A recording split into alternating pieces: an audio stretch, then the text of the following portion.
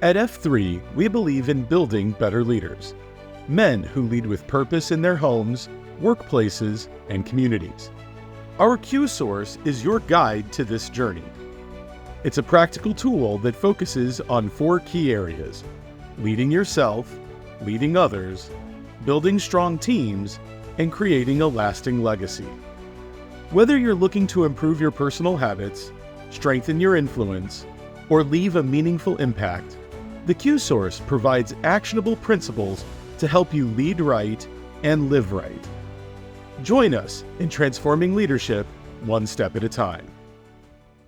Team Missionality, QSource Chapter 4.9, read by Koala. Prioritizing team mission accomplishment. Teamwork begins and ends with mission. A him, because he is a virtuous leader, forms and deploys his team to perform a specific mission for the benefit of his community, or an organization in which he is a member. The mission arises from an advantage sought for the larger group or in response to a problem that the community or organization cannot itself remedy because it lacks the combination of proximity and purposefulness that is the distinguishing feature of the team from other groups. Communities cannot solve problems without teams because they are not purposeful. Organizations, while purposeful, also struggle to solve problems without teams because they lack the proximity that is required to facilitate teamwork, and without teamwork, nothing of advantage will happen. A team's mission is similar to a man's mission, in that it is a course of action taken to achieve a particular purpose. A course of action is an integrated scheme of tasks and events that the Q devises to bring the solution to fruition and eliminate a problem, or to gain advantage for the larger group. The course of action is the team's mission, the thing it does, its tasks, and the reason it does them, its articulated purpose. Tasks are different than events. Whereas a task is an action performed, an event is something that occurs, whether planned or not. In mutual competence, QSource 3.2, we used the following example to illustrate the difference between tasks and events. Baking a wedding cake is a task, while the wedding reception is an event. In the performance of the team's mission, its members will combine their actions through tasks and events in an efficient and potent way so that the course of action is successful. Anything that distracts from the mission inhibits teamwork and is an enemy of team prosperity. Thus, the Q must constantly reinforce the mission to focus the team's energy on achieving its articulated purpose and defend its members from the temptation to expend resources on problems that it was not formed to solve or advantages that do not increase the prosperity of the community or organization that the team serves. Lack of focus and wasted energy are both distractions that the Q seeks to eliminate by prioritizing team mission accomplishment. The team's mission is both directive and protective. The degree to which a team is dynamic will be based wholly upon its ability to accomplish its mission. Teams that can't or won't perform their mission become static and ultimately morph into clubs or simply disintegrate. To keep that from happening, the Q constantly reinforces missionality by ensuring that mission accomplishment is the team's first priority.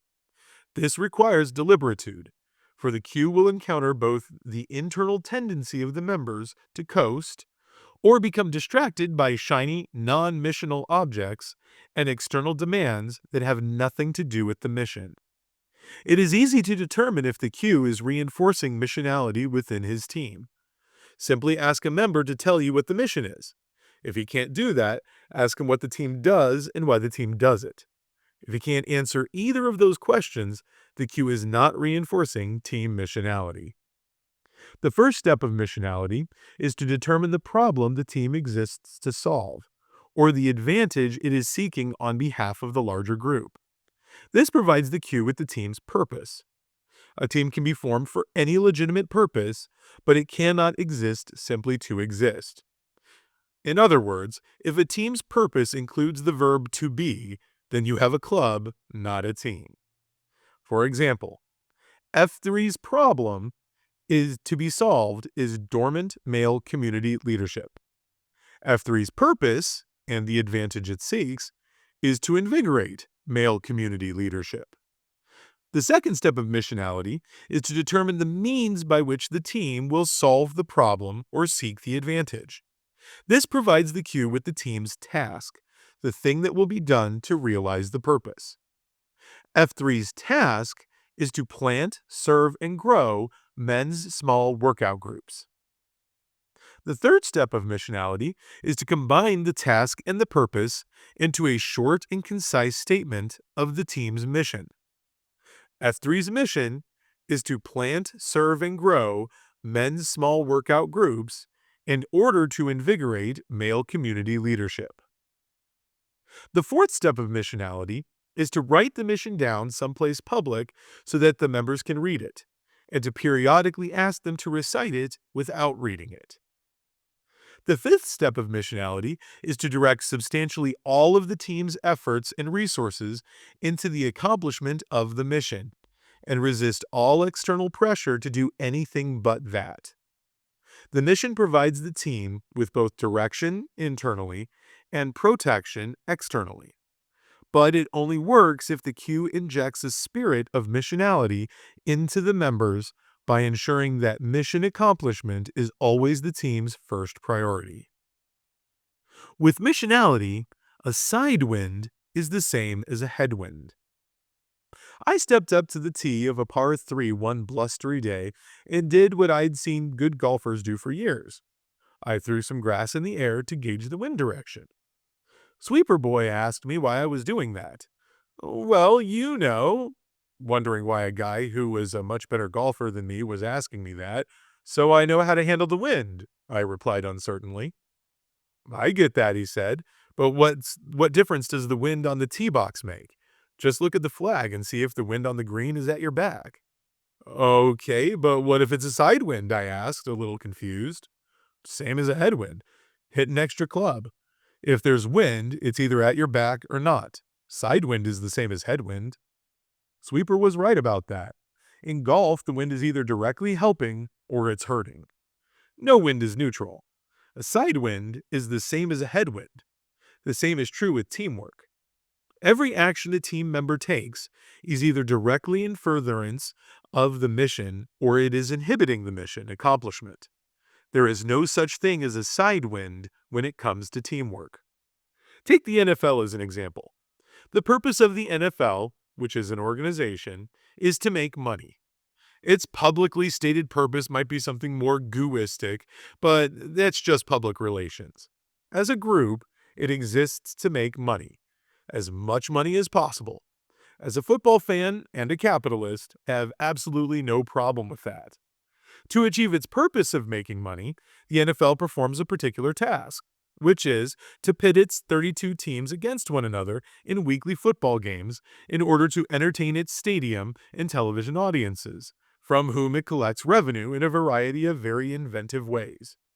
The teams, I'm talking about the players and coaches, while they are a part of an organization formed to make money, actually have a different purpose, and that is to win football games. They get paid to coach and play, but their purpose is to win. If they don't win, they will shortly find themselves making much less money. Collectively, the NFL can never win more than 256 games in any given football season. That's because it has 32 teams who play 16 games each. I'm digging out ties to keep the point simple. Thus, it is not logical to be the NFL's purpose to win football games, because it will always win the same number of games no matter what it does. But the teams, they have to win or their coaches will get fired and their players cut. Their purpose is clearly to win games. Making money is downstream from winning for them. Although the NFL and its teams have different purposes, they align and support one another very well.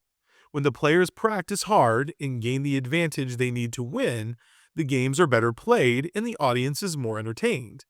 That leads to more money for the NFL and more money for the players. That is a very effective incentive.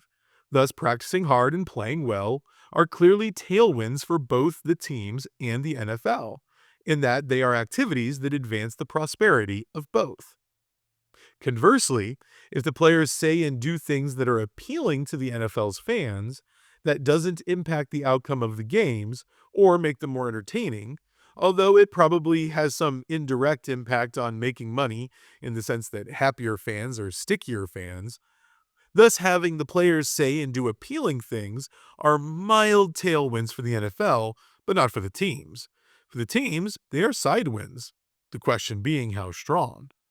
However, if the players say or do controversial things rather than appealing things during the games, things that might please a portion of the audience but will aggravate, anger, or distance another sizable portion of the audience, that's a different story. If it reduces the size of the audience and or their willingness to purchase its licensed products, that is clearly a headwind to the NFL because it reduces its revenue. But what is that to the teams? Just like saying and doing appealing things, controversial things is not a headwind because it does not reduce winning. But it does not increase winning either. So it is at best a side wind. And when it comes to teamwork, a side wind is the same as a headwind. It doesn't advance the mission. In golf, it requires more club to hit the ball the same distance. With teams, it saps resources the team needs to accomplish its mission and obscures the focus of the team members. It makes the team less prosperous. By now, you've probably determined that I'm referring obliquely to the anthem protest that began with Colin Kaepernick in 2016. Reasonable minds can differ as to whether the anthem protest is a good thing or not. I'm not taking a position either way. But I doubt there would be much argument over whether it is a controversial thing. A large percentage of fans support it, but a roughly equal percentage oppose it, and the feelings of both factions run high. While there is certainly an argument to be made that the anthem protest arises from a very important societal issue, and that an exception to the sidewind rule should be made, the challenge for the leaders of the teams is that in doing so, they might open the door for other important societal issues. Once you've allowed resources to be diverted from the team's purpose for one important thing, there is no real argument against doing it again and again and again. One could also reasonably argue that it is the NFL itself that first opened this door when it began playing the national anthem prior to its games. So this argument would go if playing the anthem is an acceptable side win, who is to say that protesting the anthem is not also acceptable? That's a pretty good argument, and it has created a problem that the NFL and its teams have to solve. I'm not proposing a solution to the problem, but I am contending that the leaders of the NFL and its teams have not done so either. They have allowed this sidewind to blow for 2 years at the time of this writing. Hoping, apparently, the storm will subside on its own. I further contend that it is not effective leadership to allow an iceberg of a problem fester in hopes that it will melt away on its own.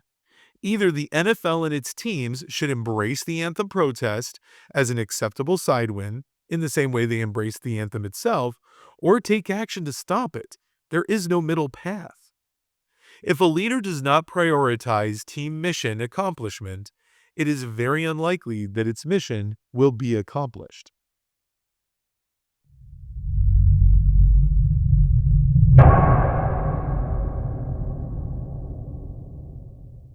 One, two, three. Lead!